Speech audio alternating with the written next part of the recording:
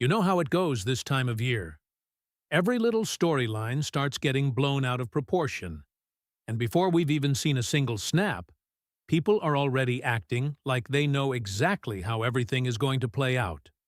But if you really look at what's happening, there's a lot more to this situation than the headlines would have you believe.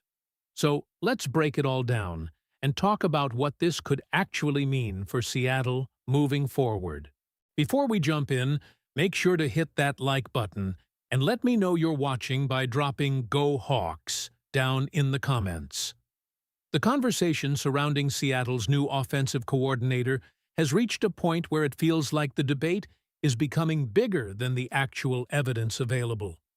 Brian Fleury continues to face questions about whether he is ready for the role, but many of those concerns are centered on things that simply cannot be answered until the season begins.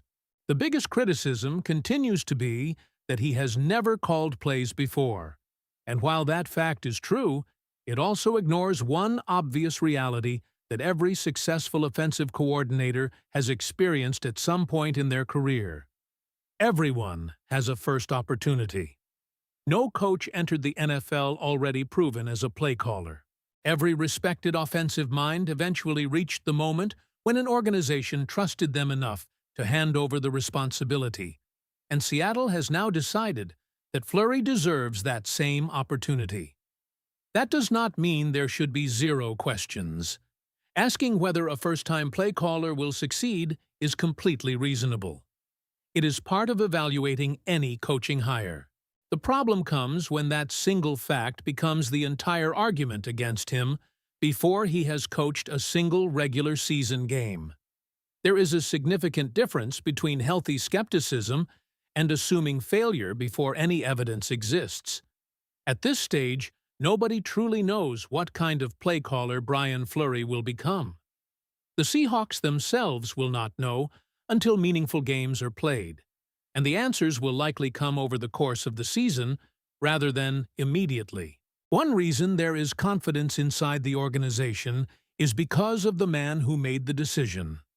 Head coach Mike Macdonald has already demonstrated that he understands the importance of building the right coaching staff.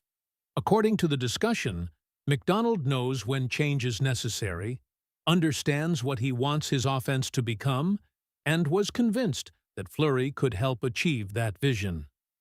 That confidence was not built on reputation alone. It reportedly came from the interview process itself, where Fleury earned the opportunity by explaining exactly how he viewed offensive football and how he planned to structure Seattle's system. The criticism that Fleury never called plays in San Francisco is often presented as though it automatically predicts failure.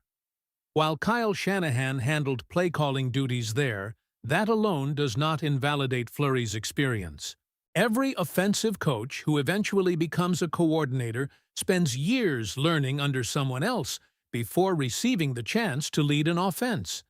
Experience inside successful systems still has value, especially when those coaches are deeply involved in game planning, preparation, and understanding how the offense functions from week to week.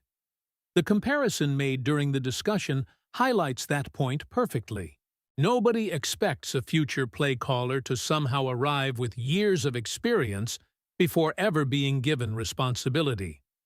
Every respected offensive coordinator had to earn that first opportunity somewhere.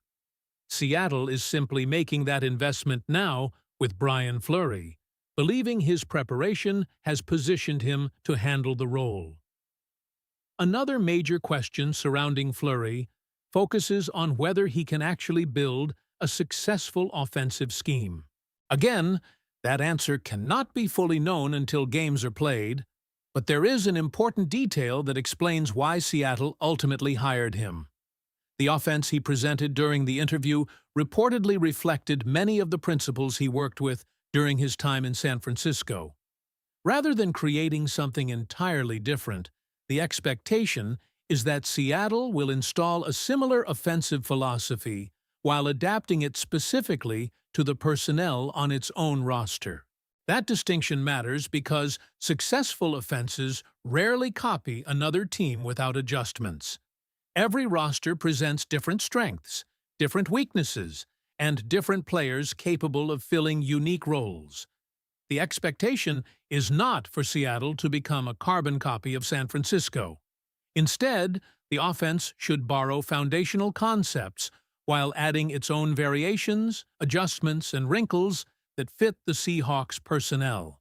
Part of that expected evolution was highlighted through discussion of how San Francisco consistently distributed offensive production among multiple weapons.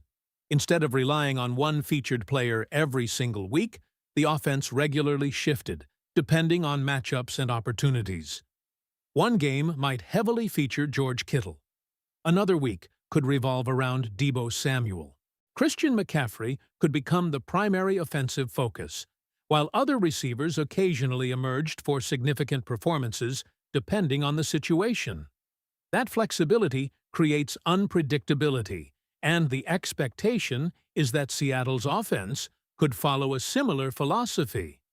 Rather than asking one player to carry the passing attack every week, the offense could spread opportunities across multiple contributors.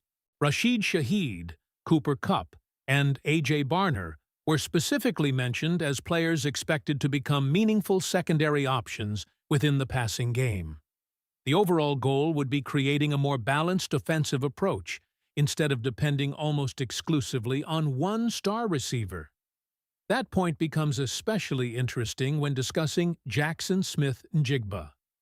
There was absolutely no criticism directed toward his production. Quite the opposite. His performance and durability were praised, with recognition that he remained healthy throughout the season and consistently delivered for Seattle. However, relying too heavily on one player is rarely considered ideal over the course of an entire NFL season. A balanced offense not only creates more opportunities for other playmakers, but also makes life more difficult for opposing defenses trying to eliminate one primary target. The belief is that Mike Macdonald likely understood this during the hiring process. If Fleury presented an offensive vision built around balance, adaptability, and distributing touches among multiple contributors, that philosophy would naturally align with creating a more difficult offense to defend week after week. It is one thing to stop a passing attack built around one player. It is another challenge entirely when several different weapons are capable of becoming focal points depending on game situations. One of the more fascinating details discussed involves Brian Fleury's path to becoming Seattle's offensive coordinator. He reportedly was not viewed as the obvious favorite entering the hiring process. Instead, he entered as something of an outsider. Even more notable is that he and Mike Macdonald did not have an established working relationship beforehand, meaning there were no built-in advantages based on familiarity. According to the discussion, Fleury earned the position by excelling during the football portions of the interview process and convincing Macdonald that his offensive vision matched exactly what Seattle needed moving forward. That context changes how the hiring can be viewed.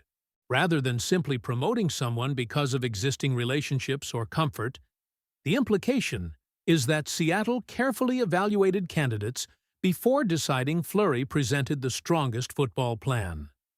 If that evaluation was as thorough as described, then the organization clearly believes his understanding of offensive football extends far beyond whether he has officially called plays before.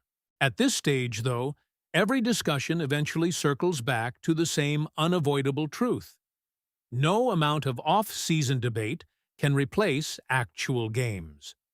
Every prediction remains theoretical until the offense takes the field. Supporters may believe Fleury is ready. Critics may believe the transition will be difficult. Neither side truly has proof yet, because the season itself will ultimately provide those answers. What do you think about Seattle placing its trust in Brian Fleury despite him entering the season as a first-time NFL play caller? If you enjoyed this breakdown, make sure you subscribe to the channel, leave a like, and turn on notifications so you never miss any Seahawks news. Let me know your thoughts down in the comments because I want to hear where you stand on Brian Fleury and this offense. And before you go, click the video that's on your screen right now for more Seahawks coverage. The latest Seahawks news and analysis, you'll find it here first.